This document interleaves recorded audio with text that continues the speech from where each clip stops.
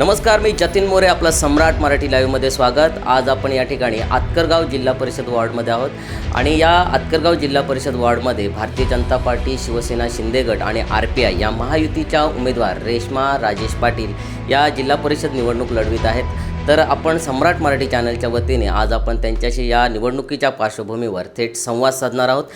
रेश्माजी, आपलं सम्राट मराठी लाईव्हमध्ये स्वागत. नमस्कार सर. रेश्माताई, आपला थोडक्यात परिचय सांगा. नक्कीच.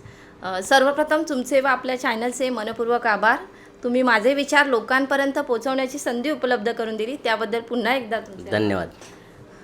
आज मी सौ रेश्मा, आदरणीय श्री नरेश तातुराम पाटील यांची सून सौ रेश्मा राजेश पाटील महायुतीची उमेदवार आहे. माझं शिक्षण हे KMC कॉलेजमधून इकॉनॉमिक्समधून ग्रॅज्युएशन कंप्लीट आहे. ताई, काय सांगाल, तुमच्याकडे या वॉर्डमध्ये पाहत असताना मतदार एक नवखे उमेदवार म्हणून पाहिलं जातं तुमच्याकडे. तर काय असं राजकीय काही ओळख आहे का तुमची, माहेरी असेल काय? हो, नक्कीच सर.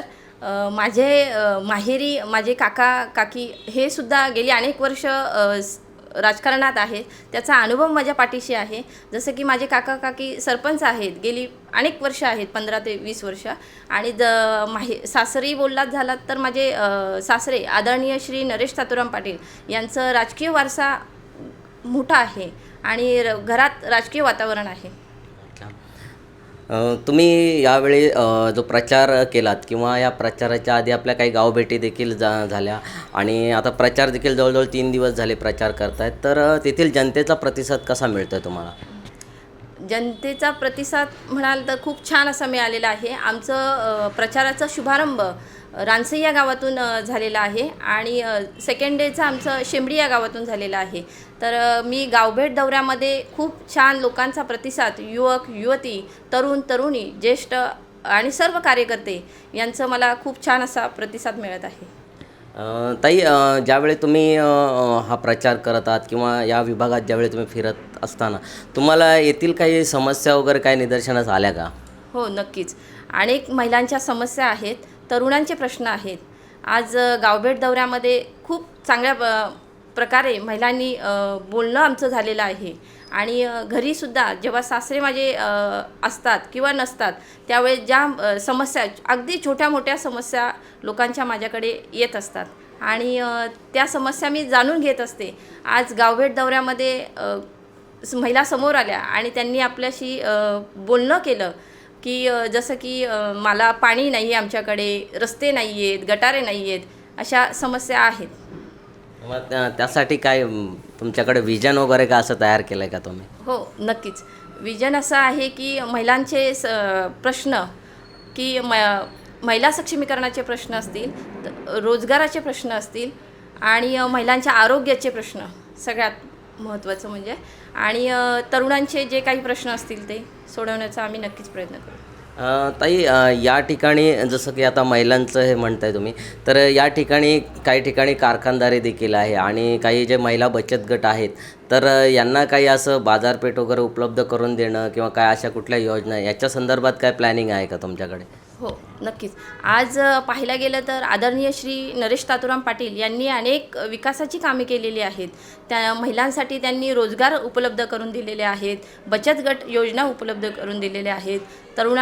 तरुणींना इथे डेकू या गावात इंडस्ट्री एरिया असल्यामुळे तरुणांना रोजगार उपलब्ध करून दिलेला आहे आणि त्यांचंच काम पाहता मी त्यांच्या मार्गदर्शनाखाली जी विकासाची कामे आहेत, त्यांनी बरीचशी कामे विकासाची केलेली आहेत, त्याच अनुषंगाने मी पुढे महिलांच्या ज्या काही समस्या असतील त्या नक्कीच सोडवण्याचा प्रयत्न करेन.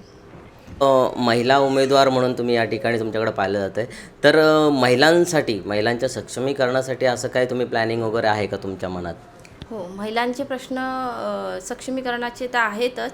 महिलांसाठी कारखानदारी आपल्याकडे आहे, तर महिलांना जास्तीत जास्त तिथून कसं कामावर घेतलं जाईल आणि महिलांचे बचत गट असतील तर बचत गटाच्या ज्या काही समस्या असतील, बचत गटाच्या लोकांना आपण बाजारपेठ उपलब्ध करून देऊया.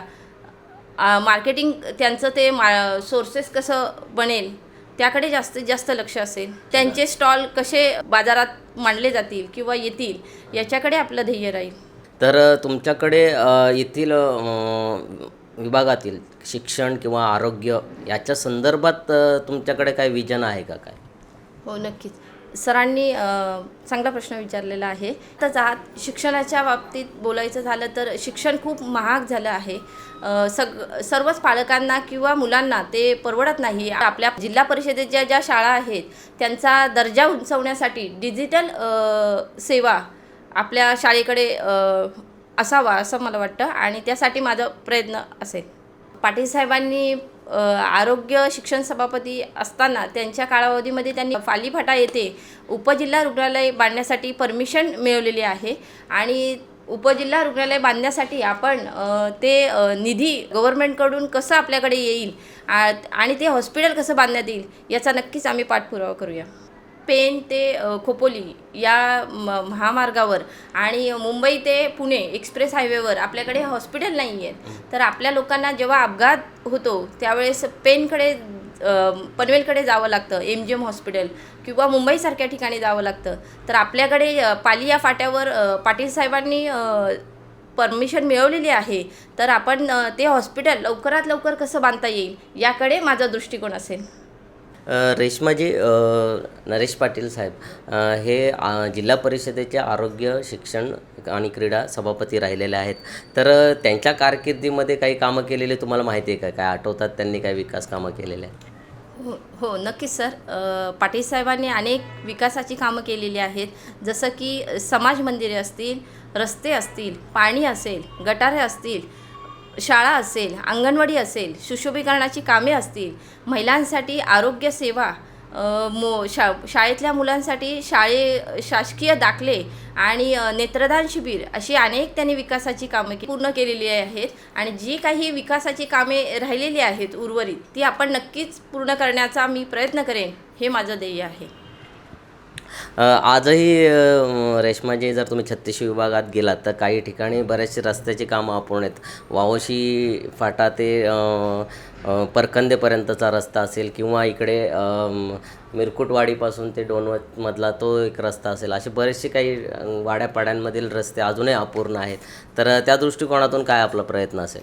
नक्की सर. आपण पाहायला गेलं तर अनेक ठिकाणी वाड्यामध्ये, वस्तीमध्ये किंवा गावागावांमध्ये रस्ते किंवा गटारे झालेली नाही आहेत. तर ती आपण नक्कीच महाराष्ट्र शासनाच्या योजनेतून ते निधी जास्तीत जास्त आपल्या गावाकडे कसं येईल यासाठी माझा नेहमी प्रयत्न असेल आणि मी त्यासाठी कटिबद्ध असेल. काय सांगाल, बऱ्याच ठिकाणी म्हणजे विकास कामं काही अपूर्ण देखील आहेत, कारण मधल्या कालावधीमध्ये निवडणुका देखील झालेल्या नाहीत जिल्हा परिषद पंचायत समितीच्या. तर काही विकास खुंटलेला आहे.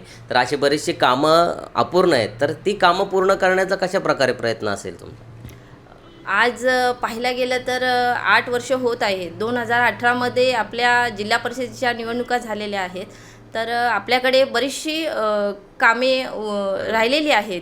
तर ती आपण नक्कीच आदरणीय श्री महेंद्र थोरवे साहेब असतील किंवा आपले खासदार आप्पा बारणे साहेब असतील, तर यांच्याकडे मी आवर्जून निधी आपल्याकडे जास्तीत जास्त कसा येईल आणि त्याचा मी नक्कीच पाठपुरावा घेऊन आपल्या गावात त्या योजना विकासाची कामे मी नक्कीच करण्याचा प्रयत्न करणार आहे. ताई, काय सांगाल, हा जिल्हा परिषद वॉर्ड जो आतकरगाव आडोशीपासून सुरू होतो ते रानसेपर्यंत, तर या ठिकाणी आपण लोकांच्या आरोग्यासाठी काय असं विजन आहे तुमच्याकडे?